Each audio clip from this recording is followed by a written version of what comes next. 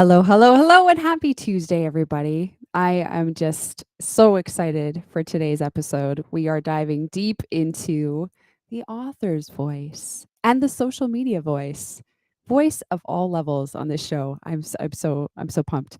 Let's just dive right in because we've got lots to talk to this beautiful lady about. So my guest today, here's our very official bio, is Ashleigh Renard. Ashleigh is a former figure skating coach and choreographer.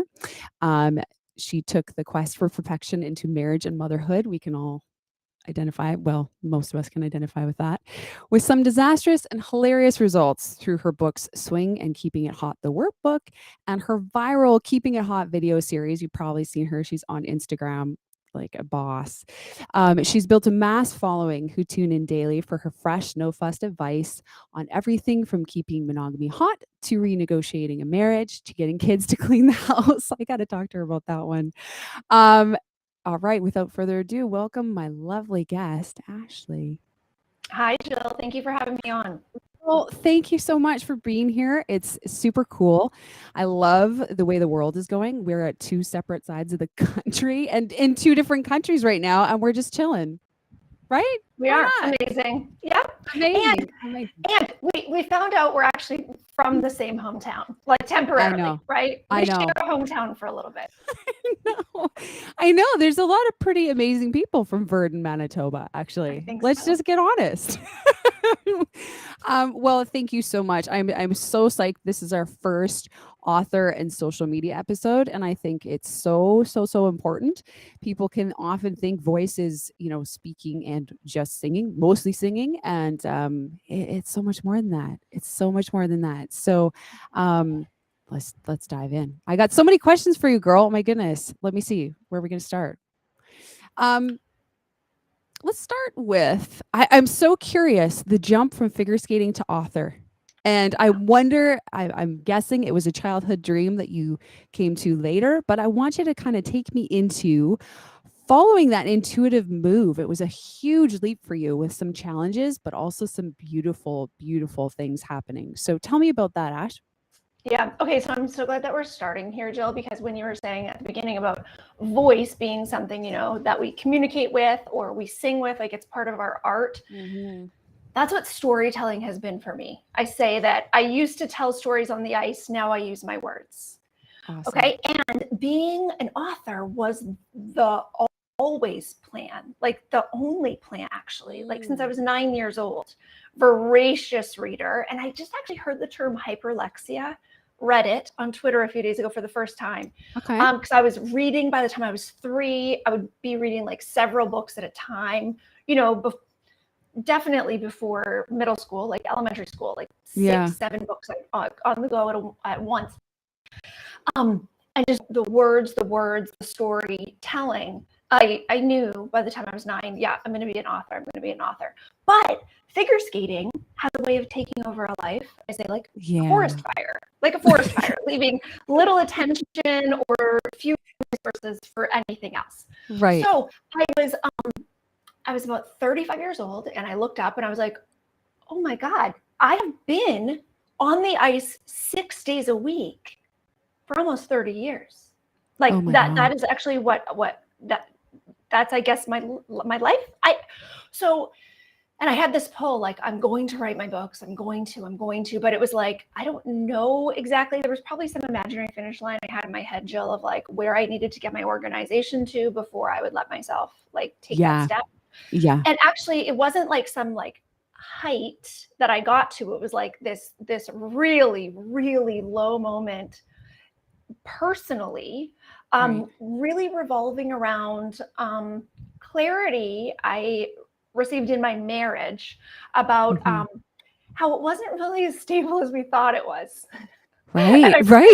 Yeah. Like it was like, oh yeah, we're good.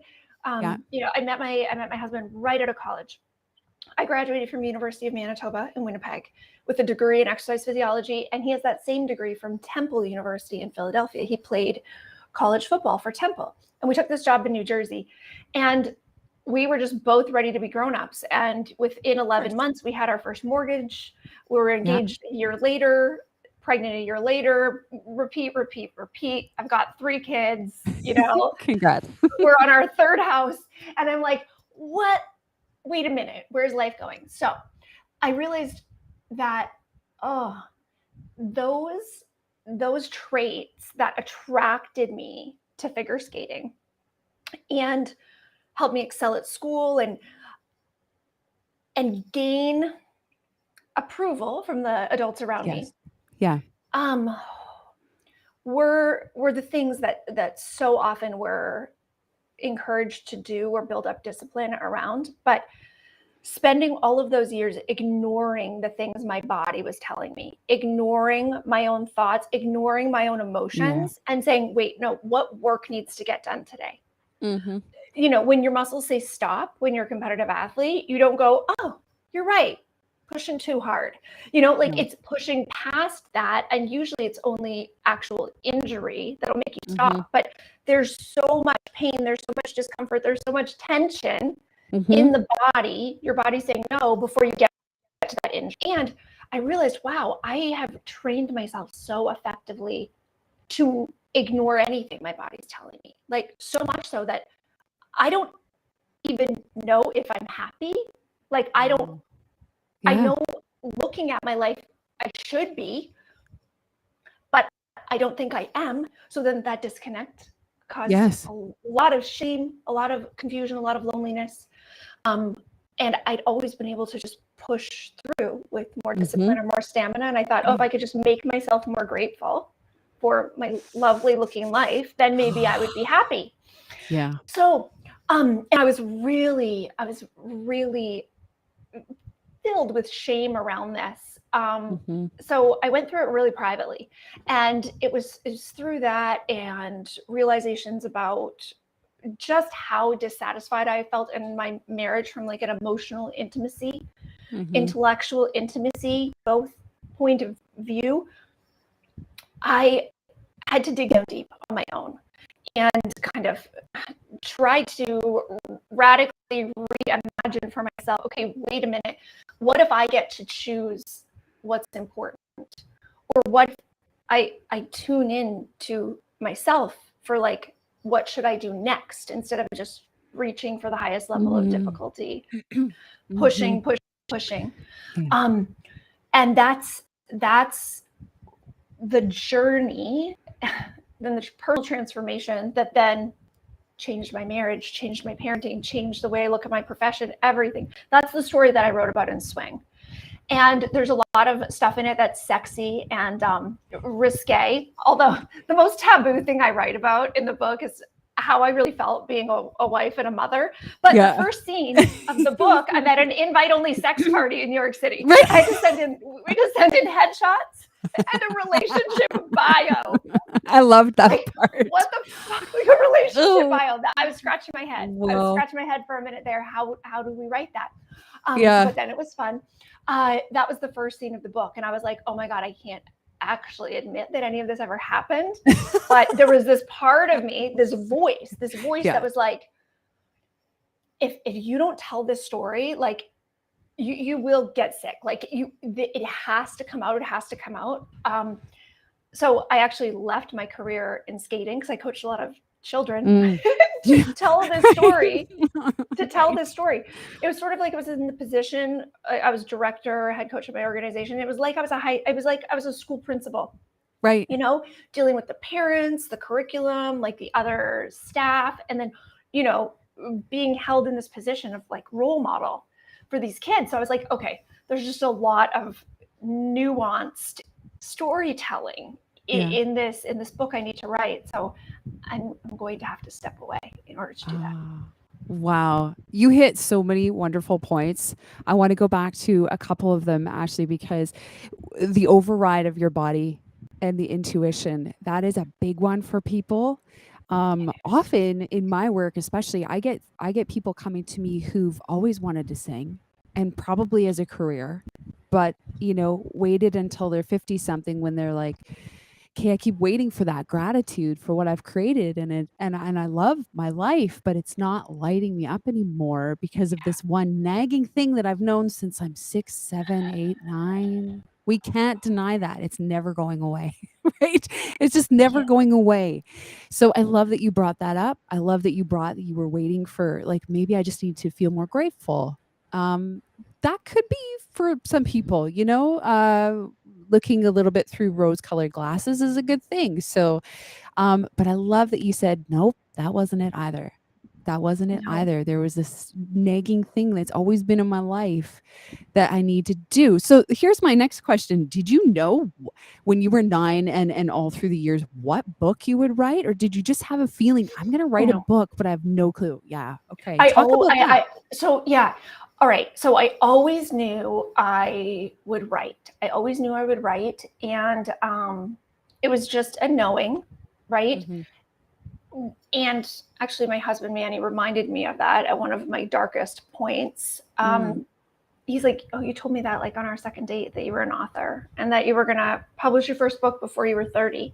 Wow. And I'm like, okay, I started crying. I was like, maybe I meant 40. I did. I published Swing when I was 40. I mean, I rocked that year of being 40. Like, it was like the best year of my entire life. Oh, I'm so glad. So far. It really was. I really I hit 40 out of the park. It was so good. But part of that, it was like, okay, I'm not going to be something other than all me anymore. Right?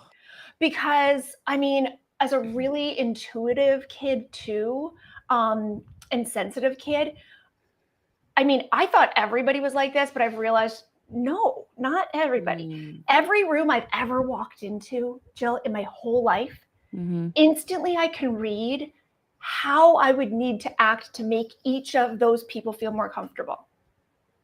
Like, doesn't everybody just know that? It's like a frequency. Right? Don't they? It's like a frequency someone just puts off. And from the time I was really little, feeling safe, appreciated, approved of, or to put people in a better mood so then they would get along with each other better. Like, okay, it's like laying grounds for codependency, like it. Yeah, but it does. Yeah. People are like, red flag. Yes, we know. We know. This is We're recovering. It's fine. This is a do not do segment part of the interview. Okay, all these things, put them on the never list. Okay, but when you can be flexible in the words you choose, or your delivery, or your volume, I mean, we all perform at life so much, right? Yes. And I was a performer, and I taught other people how to perform for decades. Okay. Yeah. But so much of this was before I even competed on the ice. I was on skates when I was 2, but started competing a little later than that. Sure. So, because I don't think there are toddler competitions, there shouldn't be. Anyway, shouldn't be, no. Yeah. When you can read that for everyone and go, oh, just little shape shift here, adjustment here, boop, boop, boop, boop. When you see the positive implications of reading everybody's energy and sort of adjusting, it's really easy to say, okay, all right, I may be the only one in the room who knows this is going on, but I can do it, and I can put that adult in a better mood from my actions. So even though it's a lot of work for me, it's probably worth it. You start rationalizing it really quickly in your brain. Yep. And then trying to be married to someone and have children and have a satisfying relationship with my children, that old script didn't work. Because that old script is just me taking responsibility for other people's feelings and preemptively managing their reactions and their emotions. Intimacy, that's constantly playing defense. Yeah. Oh, well said. So good. Yeah. Yep. So there was a lot of relearning I had to do with that.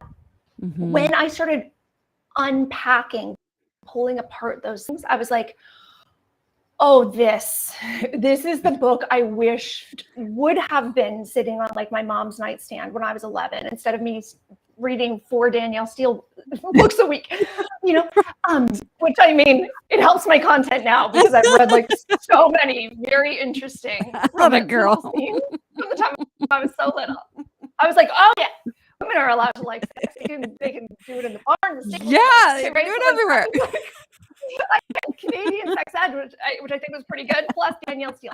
So when I started sorting through these things and going, oh my God, like I can't believe I have been expending this much energy on trying to manage everyone else's reactions and emotions to me and to other people.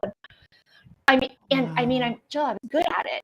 And this is why, like, I had 150 skaters and 10 teams at the biggest patient. Oh my gosh. Like, talk about like the ringmaster or whatever, you know what I mean? Yeah.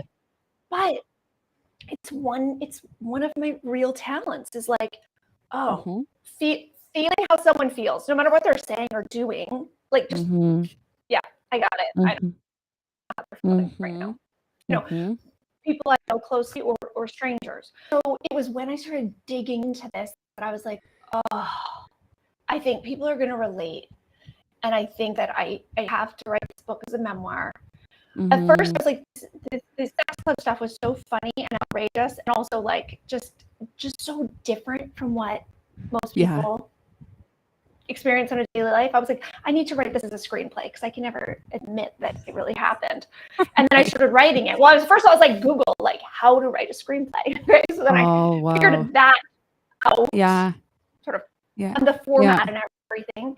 But got halfway through and I was like, I don't know. And then over like the next year and a half, I was like, Manny, my husband kept saying to me, Ash, why don't you finish your movie? Your movie's so funny. Anytime we see a trailer for another movie, he's like, movie's way funnier than this. Okay. And at some point along there, I realized, oh, no. I want people to know this was a true story because I think people are going to see themselves in it and they're going to want to know who it happened to. Like, that's going to be like a big part. Like, this really happened. And she's really admitting that this happened and this is what she said and this is how she felt. Like, you know, the things that like you want to be able to Google her and see her and know her. Right. And we're talking about voice is like, oh, you know, saying that thing out loud. It took me a really, really long time in my life to say the things out loud that I had inside. I always had this like, oh, I can never say what I'm really thinking, or like, the cue, the sky falling. So when I started practicing that in my marriage, like, oh, actually saying the thing that I'm thinking, it was a really cathartic, deep, sad, scary, amazing thing for us. Because our way of dealing with conflict was not dealing with conflict. Like, we're very non-confrontational. So it wasn't like, you know, we would like let hurtful things like fly or anything. It would be like, no, we're gonna pretend it didn't, that it's not happening. So yeah, once I started putting that down, I was like, oh yeah, I'm going to have to let people know that this really happened. And the sky really did not fall. I'm so glad that you let people know it happened because, you know, as I can speak to that journey too of trying to micromanage other people and play defense as opposed to just being you in this world. And what I noticed was that the sting, as I learned to be more myself, the sting of, oh, what will people think, was less than the sting of the mask and the controlling and you just don't feel seen or heard in your own life. And it feels like, what am I doing? Like, it's okay. So with like our physiology, right? And with like the way our nervous system just automatically reacts to different situations. I truly, truly think that we become addicted to those emotional states that we're in so often. And so like, you know how people say like a self-fulfilling prophecy? I think like there's physiology behind that. Like, for example, I'm just going to give people like an example that they might be able to relate to before we take this to like emotions. Okay. Every morning getting ready for school was like a super hectic time in my house growing up. Okay. Like really hectic. we're even though the clock in the kitchen is set like 11 minutes fast, like still late. It doesn't matter. You do the math. I know. It's like, 8:30 kitchen time or real time. Like what are we? Yeah. Anyway, yeah. So we're right. We're late. There's so much stress. There's blah, blah, blah. And that is like the what I was seeped in, going out the door, going to school every day. Okay. Do you know what I started doing as soon as I moved out at 17, went to university? I would be ready to go somewhere, and then I would invent. For 20 years, I did this. I would invent something in my mind last minute that I should get done right before I walk out the door. Oh, girl. What I'm doing is recreating. I'm recreating that physiological, that chemical cocktail of like endorphins and cortisol that I was so used to growing up, like not even realizing. And I'd be like, I feel so stressed. Why am I doing this to myself? Right.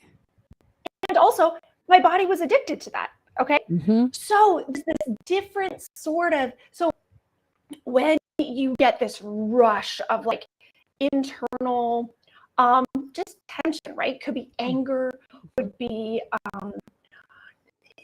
frustration, could be these things. If you there's your partner or there's your child and they're doing something and you're feeling frustrated and you don't communicate it, what you may be doing is replicating that same feeling in your body that you had all the time when you were a kid, like when you couldn't say the thing that you wanted to say. Okay, so we replicate it. And this really struck me. I have 3 kids. They're 15, 13, and 9. Oh, wow. My oldest, Jack, so sorry. I love him so much. I'm so sorry. He was my first, my test starter child. Yes. Whenever he would demonstrate behavior, like when it started getting to me when he was 2, right when my second son was born. So like I didn't really feel this so much when he was like an infant, 1 year old. But when he turned 2, when he would start to demonstrate the behavior that I guess I could then connect the dots, like, oh, I did that when I was a toddler. And this is how my parents reacted. So when he's having like that kind of like displaying that behavior, and I am having a feeling then of the parent frustrated with the behavior and this memory of like, oh, when it was like shut down in me. Oh my God. It was like I was losing my goddamn mind. Oh, wow. It was like to see my child tantruming, and it was like my skin was burning off. Like, oh, wow. The physical discomfort from letting my children have their feelings, and all this fear that I would have that like the kid is taking advantage of me, or they're going to grow up to be in some way stunted because I'm not like controlling, or even worse, like I Google like signs of a sociopath. Like when Jack told me he didn't care about getting straight A's, I was like, you do you, but just a minute. Just a minute. Google. Dr. Google. Signs of a sociopathic disregard for academic achievement. So that's when I decided that Jack's grades would be none of my business. And a couple times guidance counselors disagreed. They're like, Ms. Renard, like, we really do want to talk to you. I was like, actually, I'm going to do more harm than good there. Yeah. And then he figured out it's easy to be on the honor roll and he's fine. So, oh, nice. But so the way that we're kind of addicted to that reaction. So yes, I kind of pivoted that, Jill, and I started saying, okay, what if I actually said out loud to each of these people, important people in my life, the thing I always think, and I think I could never tell them that. Ooh. So then, so good. I became a little addicted to that feeling of going, hey, friend, I need to tell you something. Brace yourself. And listen, and it may not sound good at first, but I just need to tell you something, because then this is about me. This isn't about what. So I chose my circle of trust very, very carefully. These were people who I was like, I care about this person and I want our relationship to be better. And I need to say, this thing is not going away. I've known this person for 10, 15, 20 years, whatever it is. Yeah. And this is the thing that I'm like, oh, but I could never say that to them. But this is how I feel. Yeah. So these are people who I loved, Jill. And I was like, you know what? I'm only having real relationships from now on. I'm only, it's like I'm in recovery from like bad relationships, or it's like the emotional hygiene I need in relationships in order to stay in a really good place with myself, because that's where it started and that's what it has to go back to all the time, was to be like, all right, if I can't still have a relationship with this person after being honest about this, then we're not going to have a relationship anymore. And the relationships went in different ways. Yeah. Most of them got stronger and stronger, because there's this thing when you say something so, but it's just to use the word brutally honest, which I don't even know if that's the best word, so deeply truthful to someone else, what you're doing is creating this enormous gift and platform of trust and respect.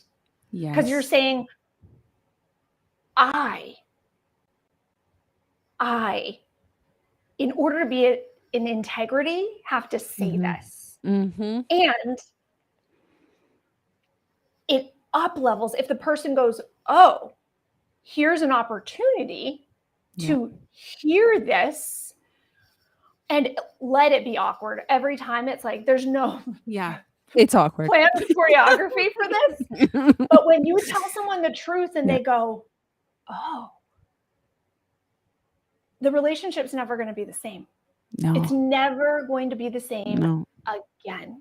No. And what a gift that is, to allow the relationships around you to evolve, to up level, to up level, to up level. You know, so many people say as they become more successful or go for their dreams or pivot or whatever, like a lot of people fall away, and it's really painful a lot of the time.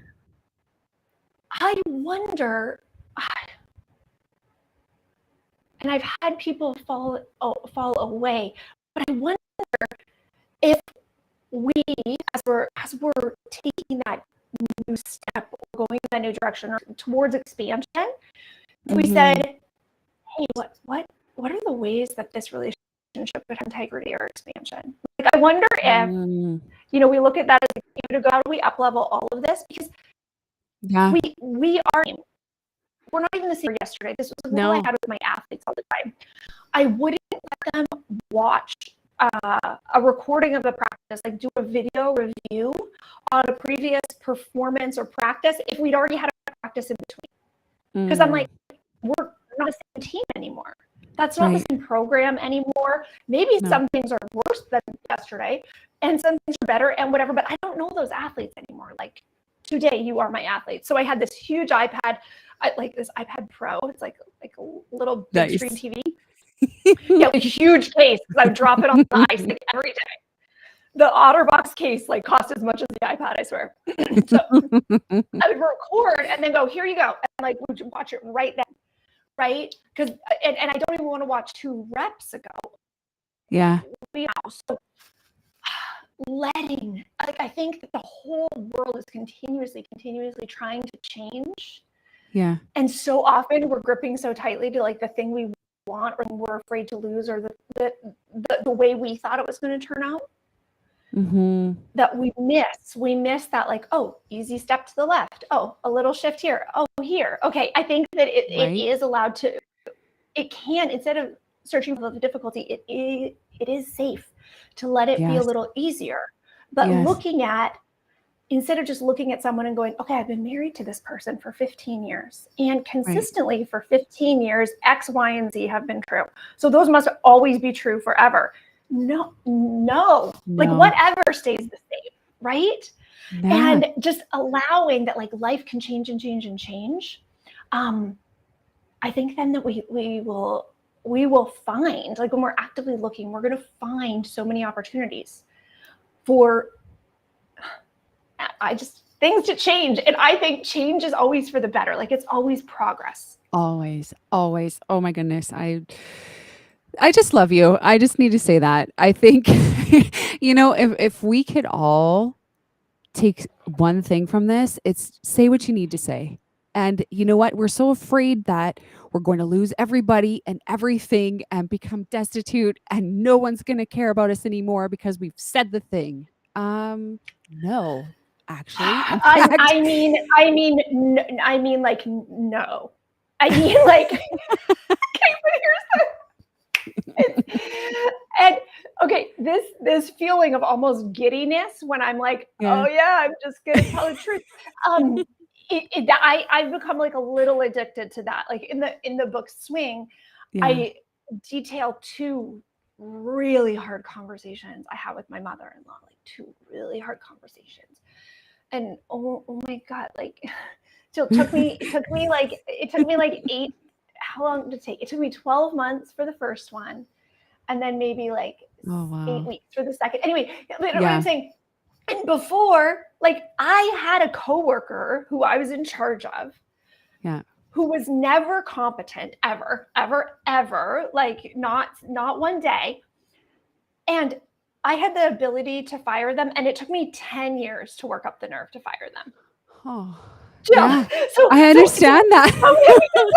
Like my average amount of time from knowing I should do something hard to actually saying and doing the hard thing is like a decade. But my average. But you did it. I did it.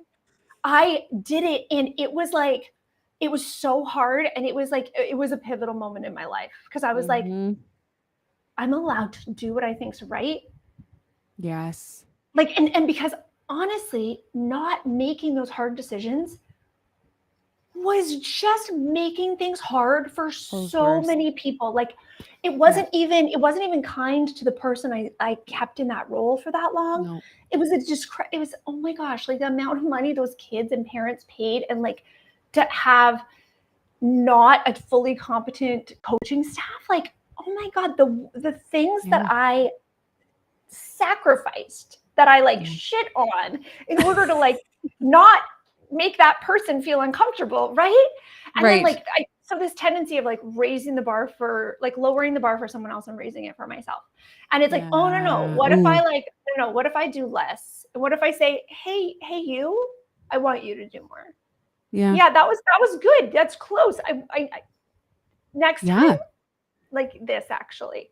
So raising the bar for my kids cleaning the house, for equitable partnership with my husband, because he was raised in a really traditional Greek home, like Greek Orthodox, right? Yes. So just the expectations for what a woman can handle, what a man can handle, what's easy for one or easy for the other, which is like such a load of shit. Everything that women do. It was like, so I said in my book, I said in Swing, I found out quite quickly what was expected for someone to be a good Greek husband was bring home a paycheck, don't be a drunk. Oh, that's it. That's it. That's it. Thumbs up. Okay. Yes. And then to be a good wife, holy shit. It was like, I expected that the women would cook and clean, but like they dusted their lampshades and like the legs of their coffee tables, and like the really impressive thing was like if they scrubbed the pots enough after each use that the pots like looked new, like they'd never been used. So and all of this was like blowing my mind because I like being liked, and I like being good at the roles people think I should do. And I was like, oh no, I can't do that. Perfection is from the skating, the perfection. Right. And I was like, school, education, my career. And then I was like, oh wait, to be this like goddess homemaker. Oh wow. Oh, I don't know about this. So yeah, it was a lot, but taking these opportunities to go, okay, wait a minute. I've been disappointed over and over and over with what you've done. Does this mean I should stop asking, or does this mean we need like a come to Jesus, like foot down? Right. I need you to know this isn't the cherry on top. I'm actually asking you to like bring out the Sunday cup. This is like the basics. And if you can't do these basics, I'm kind of talking like I went to myself, like that you're not showing me that like you can be an adult in an intimate relationship. Like this is like the basics. This isn't like super dad. This is like two humans respecting each other. Yeah. Basic foundation. Basics. Yeah. Yeah.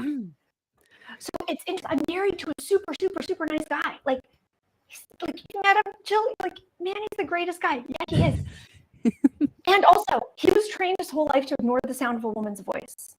So actually being in a partnership that has like respect and like hearing and understanding and communication, that took a lot of work.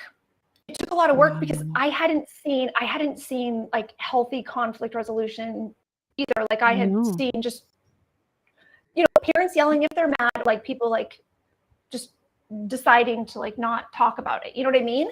So it was like sort of, this is another one of the reasons I wrote Swing, because like so few of us have had it modeled to us from our parents. Okay, how to have emotional intimacy, how to have like respectful disagreements, how to communicate. And then there's this whole other part when there's things you want or need around intimacy, around sex, like given very few. I mean, it's so great that there are so many people creating content for this online, because like so many people are hungry for this. Yes. But almost nobody saw, because it's such a private thing, their parents having healthy conversations around physical intimacy. So there are all of these, like, so we're left, every generation is left to like reinvent the wheel. Yes. Which isn't going so well. Like if you look at like the current state of like marriage or like cis het partnerships, like the State of the Union, like it's not so good. You know, it's like we're in I'm glad people are talking about it, but it's territory that's so hard for so many people. It's so hard for so many people. And I'm going to talk to you about your mother-in-law in 2 seconds, but everybody watching, feel free to ask your questions in the chat, because we can talk about anything, anything and everything, open books here. But yes. Okay. So here's my question for you, Ashleigh. Your mother-in-law was very, strict. And so writing a book as a female might have been an issue, but B, writing a book that seemed like it was sex forward, which it is, but it's also, as you've so eloquently put in many interviews that I've watched, it's about saying the things you need to say. That's really the bottom line of Swing. So I want to talk to you about, was there any, you started with the screenplay, you ended up going into, I'm going to write a memoir. This is the moment that a lot of people stop. What will so-and-so think? And what will, and should I include this? Is this, oh God, what are people going to think about that? But if I don't, talk to me about what was included in the book. How did you work through those blocks? Okay. So there are so many parts of this, and it continues, I'm certain, until I die, because I still wake up every morning and go, oh my God, I wrote that. Right? And I'm like, what the fuck? What were you possessed by? I wasn't possessed by anything but my intuition. But here's the thing. I said, I started writing it as a screenplay. I can't admit this. And then it was like, oh, but people are helped when I admit little things. Oh, try it again. Let's try it again. I started just sharing my writing online, just little parts. And I was like, oh yeah, people are resonating with this. Okay. All right. I couldn't not write the book. Now, I talk in the book about how dark it was getting for me. I kept it a little light for the reader. It was even darker than that. It was even darker than that. And I was like in despair for a very long time, like over a year, like despairing. And the thing is, not very many people knew, because Jill, I can put it on. Yeah, of still course. Went to work every day, still write, leading all these young women when I'm like, and my life is a train wreck. Okay. So a lot of that work was private and very lonely. Okay. Around that same time, we had the 2016 election in the US. We had refugee crisis. We had all of these things that were really, really pushing at this tender part of me that I couldn't cover up anymore. Because I was like, okay, you're really, really hurting. And I'm willing to like look this far in and go, okay, how bad is it in there? All right. All of these things just kept like coming at me from all these angles as codependent child who's always walked into a room and gone, I can make everybody happy here. Right. So all of this happening in the world, I was like, I was on my knees so often, just sobbing, just begging, like, what can I do to help? Like, what can I do? And every single time, Jill, for like 2 years, it was check your privilege, write the damn book. And I was like, this book or maybe that book, and like this book, this book, the hard one. write the book. Yes. And I knew it was called Swing. I knew like the expression that was going to be on the front. I pictured it as a movie cover first. And it was me, or like, you know, the character with this like, holy shit, what have I gotten myself into look on her face, with three kids hanging off one side of her and three men hanging off the other. And it said, swing, some moms try to do it all. Okay. That's the way I pictured the movie cover. So that's great. So whenever my intuition was like, write the goddamn book, I was like, Yeah. that's what you're talking about, right? And they're like, yeah, that's the one. And I was like, oh my God. So I just started writing it. And for so long, I retired from skating and said, okay, I'm going to write my book. And I was like, but nobody knows what the book's about. For months and months, Manny was the only one who read it. Manny was the only one who read it. And actually, as my acts of service, love language husband, for him to know each day, Ash is going to DM me the link to a chapter or like attach it to an email, and I'm going to get it at work. And the way I can really make her feel loved is to read it and then respond to her something. Okay. Teamwork, you guys. Wow. It really was. And listen, I had heard this advice. I think it was from Cheryl Strayed. Who wrote Wild. And she said, listen, the book that you have, the story that you have to write and the book that you have to publish are two different things. And I thought, that's really annoying, Cheryl, because I'm working that through too. I'm like, wow, what does that mean? Yeah, because I was like, I have to write this twice. No, what it means is when you write your first draft or even second draft, third draft, I wrote 5 drafts in 5 months of Swing. Wow. Working 5 days a week, 5 hours a day. I just wrote it. Okay. And remember, I had like marked out like the narrative arc, like the timeline before I started the screenplay, because that was one of the screenplay. It's called Save the Cat. It's a great, great writing book. And I don't even have the one that's like Save the Cat Writes a Novel. It's a screenplay book. And that's how I recommend everybody write their actual books. But awesome. That's a good tip. Yes. So I really, because the narrative arc and like the emotional journey you're taking the reader on, I mean, it was so similar to me as like, okay, I know how I want the audience and the judges to feel when they see the opening position of my team skating program. And I know where I want to take them in the first 5 seconds. And then we're going here, and then they're going to feel this, and then they're going to feel this. And there's going to be the big intersection that like is on the crash of the music here. Wow. This is where I want to drop them off emotionally. This is how I want them to feel at the end of this program. Okay. So I had done that for years. And I had taught athletes to like how to, when this is the vision, how to then take it to even another level with performance, right? Because people watch figure skating because they want to feel something, right? And people read for the same reason. So for me, if Jill, you're like, oh, Ashleigh, I'm just starting chapter 8. If you like messaged me, I'd be like, oh, yep. I would like start playing out how I think you're feeling. Okay. So this is part of what I had to learn. Like I knew how to do that in choreography. I knew how to do that through costuming and music and you know, different elements working together at once. But I needed, and this is in my 6th draft, I needed to figure out how to really do that with words, really do that in like written storytelling. storytelling. Mm-hmm. And I'm happy with how Swing came out. I really am very happy. I'm really happy how many writers I really respect who are like, damn, the writing is good. And I'm like, yes, Yeah, it's so good. translated storytelling. Translated the storytelling. Okay. For so long, Manny's the only one reading it. And the back to the Cheryl Strayed, the book that you write. Sometimes you just have to like hear yourself saying it and get it out and get it out and get it out.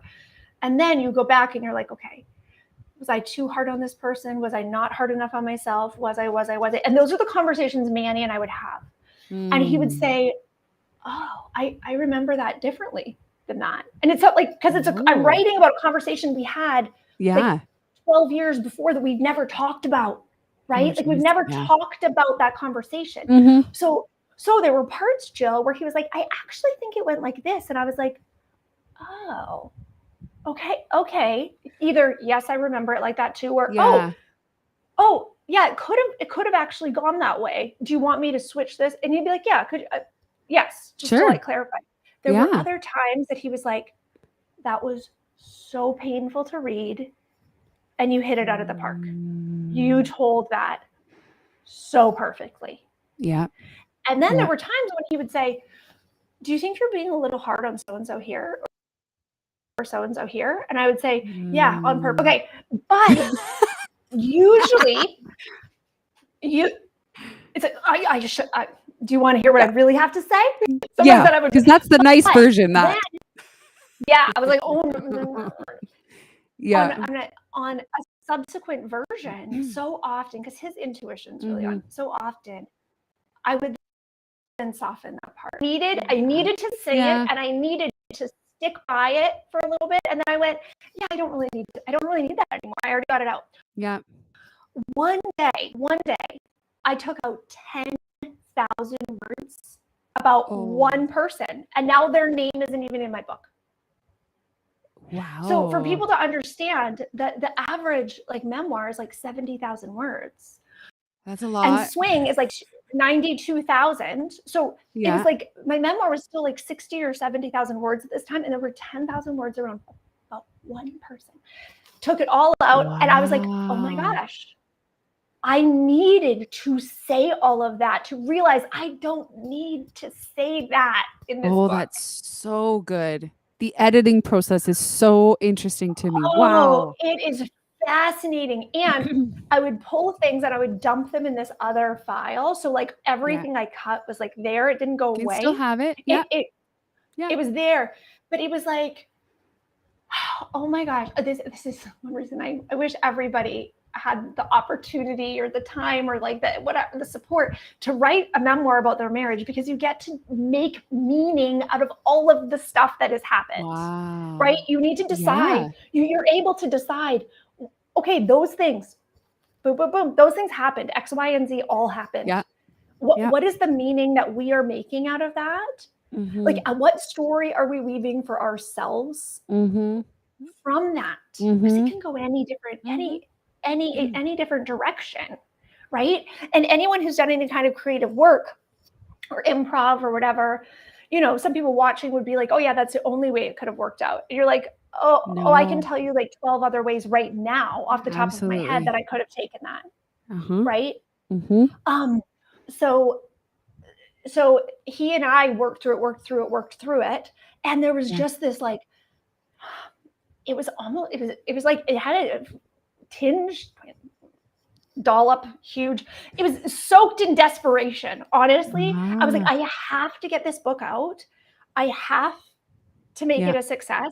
I walked away from hundreds of skaters who like thought they were going to skate with me until they went to college. And this was like part of their and I need to show everyone and myself I wasn't walking away for nothing. I need to. So with my second book coming out this year, it was a completely different vibe. It was like, oh, I think people are going to like this workbook. That'll be fun. But with Swing, it was, I knew I had to write it. And I knew that all my relationships may change. And also that I was up for whatever direction that went. But it wasn't because I wasn't scared. Like, I'm still scared. I'm still scared about it. Yeah. It's really being vulnerable can be very scary, but also very freeing and empowering. So you take the good with the bad. It's like I always say, when you step on stage to sing in front of people, are the nerves gone? No. But the excitement trumps the nerves, and then you begin to make friends with the nerves. Okay. So for the performers out there, and for people who are not performers, this is what you have to know. This is what. Okay, so I don't know if I've ever told this story on a podcast, but my littlest one, Nico, who's like, some people are like more light than human, and he's one of them. He's one of them. My grandma Yvonne was too, but Nico is like, and they did this special like student of the day thing, like class all-star thing, like in pre-K. Mm-hmm. And then it was like only on Fridays. And it was when it was your week, you like got to decide the snacks or whatever. Then on Friday, you had this like special show and tell. And you got to bring a toy. And he had been talking about this since the beginning of the year, that he was like so excited for when it was going to be his day. And then when it got closer to it actually being his day, Jill, he would talk about it in the car all the way to school and back every day. So it's Billy's week. It's Billy's week, and Billy's going to do show and tell. And finally, he said to me, Mom, no one else looks nervous when they're doing their show and tell. And I know I'm going to feel nervous. And I've decided I'm just going to pretend that I'm not. I swear he was still like 4 damn years old, Jill. Okay. So, but this is what I would tell my athletes. And I said, honey, you just figured out the trick that grown-ups do too. That's it. That was it. That is the whole trick. Yeah. That is the whole trick about being nervous. You just pretend that you're not. And this is what I would tell my athletes. Now, when you're going out to perform, it's not about not feeling scared. It's about not looking scared. It's about your face not telling people you're about to shit your pants. It's like, that's it. That is like winning. That's it. That is it. If I couldn't tell, it didn't happen. That like me, right? Like, so, and this is about like, you know, people who want to make changes in careers, people who want to write the book, people who want to do, it's like, how do you get over the fear? You fucking don't. You don't. You just don't. You get more used to doing it scared. Yeah. And I mean, performing scared or speaking in front of people scared or blah, blah, blah, blah, blah. I've done that so many times. Yeah. Being myself and thinking, oh, and I don't know if people are going to approve of me, if they're going to like me, if blah, blah, blah, unfriend me, block me, whatever. I don't know. That's my new, like, just doing it scared. Yes. So tell me, this is a great segue because there's a few things. I'm going to rapid fire you because we have 5 minutes. If you can believe it, it went so fast and I was so enjoying my time. I could talk to you forever, but here we go.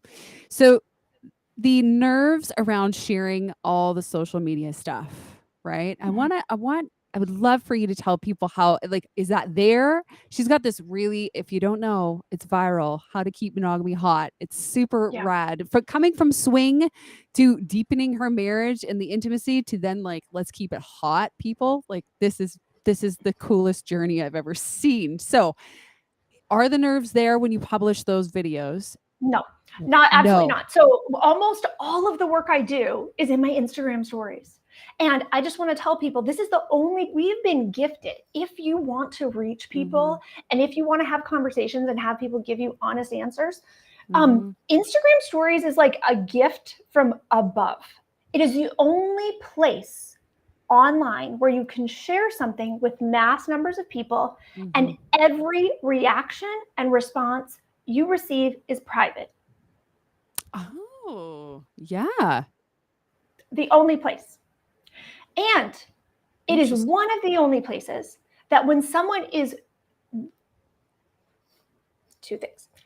People have to opt in to see it. They have to tap on your photo to go into your stories, right? We're being fed shit all day long. Not often do we go, would you like this?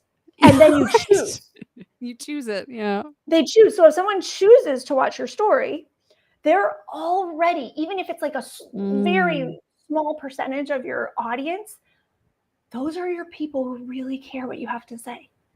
Then they can't see, Jill, how many other people saw it. So they're not going, oh, well, I thought maybe this was funny, but did very many other people laugh at it? They get to just say, how do I feel? I'm So joining Instagram. That's awesome. I show up on my stories every day and I say, this is what I'm thinking about. This is how I'm feeling. What does that bring up for you guys? Hundreds of responses every day. Hundreds. Okay. So because people know, well, sometimes I'm just gonna be talking about my countertop composter, which a couple days ago, I got this new composter and I was like, all right, smells like somebody's baking raspberry pie. What about this? Anyway, but more normally, it's like, what is the one thing that you had wrong about marriage? What is like the one thing that you thought you knew and that you realized, no, it's not like that at all. Good, bad, funny, indifferent, like all these different, right? And people just come to tell the truth. And then I share screenshots of DMs, I share responses. I go, here's what people think about this, right? And there's a variety of, okay, you know when someone asks the dumb question in class that you had and you're like, I'm so glad they asked that. I'm so glad it wasn't me and that they did it. Yes. So every single day in my stories, people are like, oh my God, I thought that embarrassing thing too, but they shared it. And now I can say to Ashleigh, oh my God, me too. I thought babies were made when a man peed into a woman. Like so many people thought that when they were little kids. Right. Like, oh, yes. I don't know if I want to do this baby making thing. Like they pee in you and what? Right? Just like they're having this, like one of my friends, actually Manny's cousin, she had a much younger brother. And when she got engaged, the little brother cried because he was like, oh my God, that's going to mean she's going to have sex and it's that pee thing. Like, I mean, this is weird thing. Oh, he was so upset. But it's like these things that we experience so privately and we're so like, just maybe we'll giggle about it a little bit when we're older, but there's like really that whole icing of shame over top of it. Wow.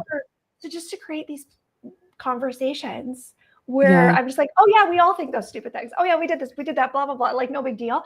It just disarms people. Whoa.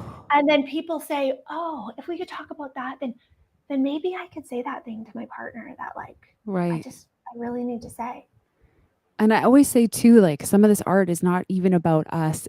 Like look at the ripple effect that so many people are being helped. And had you held that back, that's what we need to start evaluating, not what will people think, but if I hold this back, who will not be helped? Absolutely. Okay, here's the thing. I was in an artistic competitive sport. Okay. I wanted my teams to beat the other teams.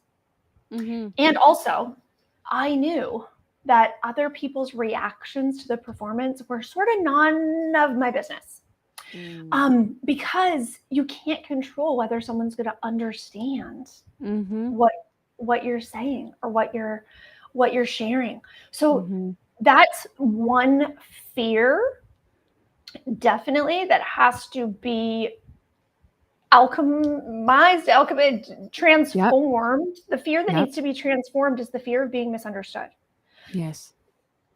If you cannot, because for me, I don't like being disliked. I don't blah, blah, blah, blah, but I have gotten to a point where, people can misunderstand me. Like whatever, of course. How many people are going to misunderstand me a day? I can't like be following my content around the internet, like defending myself.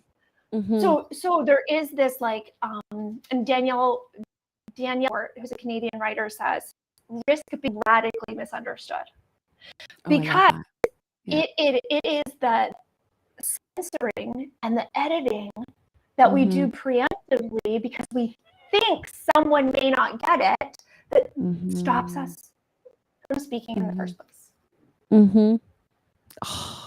And there we go. You can see why we had a voice episode on with an author because and a social media maven. Like, oh, these are the conversations. You know what? I had a epiphany here. We haven't even got to the writer's bridge. So maybe that I'm going to reinvite you back on with Allison and we're going to deep dive into that because Ashleigh helps other writers put themselves out there, get through these blocks with amazing products to share. And she walks you through that whole thing. So it's fabulous. Oh my goodness, Ash. Well, I want to give you the last word. So is there anything that you want to touch back around on before we wrap up today's show? And thank you so much for being here, by the way. I appreciate it. Thank you for having me, Jill. This is what I want to invite people to do. This is my invitation to you. Mm-hmm. Think of some of your most important relationships, some of your closest relationships, and the thing you wish that other person knew that you just don't think you could ever say out loud to them. And I want you to just write it down for yourself. Even if you type it in a voice or type it in your notes app on your phone, and then you select all, cut, whatever, right? You can delete it.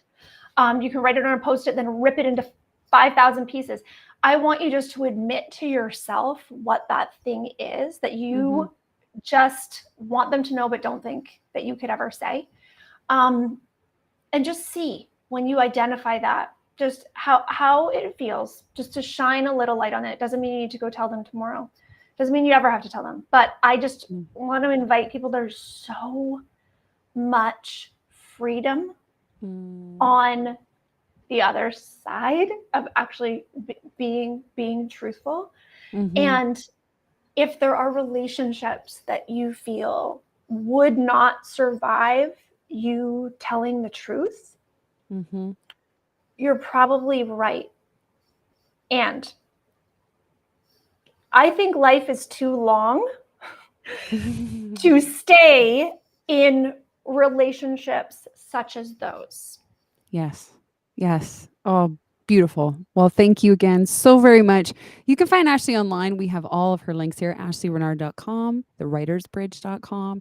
You can also get any of her fabulous books. We've got Swing, Memoir of Doing It All. And yes, it is a memoir of doing it all. And we've got Keeping It Hot, the workbook, which I'm super psyched to dive into that one. And I think my husband would appreciate that too.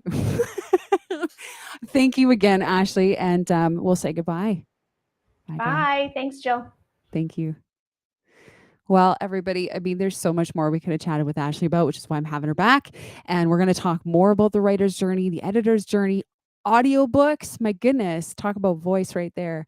So please, please, please go visit Ashleigh online and follow her on Instagram and check out those amazing stories. She is one woman that is not afraid to put it all out there, and it's just inspiring to the rest of us. So thank you again for joining us today. And you can follow me on Facebook. And I'm going to get on Instagram because I think I like that better now. But it's Voxsana Vocal Coaching, and also VoxsanaVocalCoaching.com for the next schedule, which we're going to have a little blip. We're going to have a baby, and then we're going to have the second round of the scheduling. So in 2 weeks.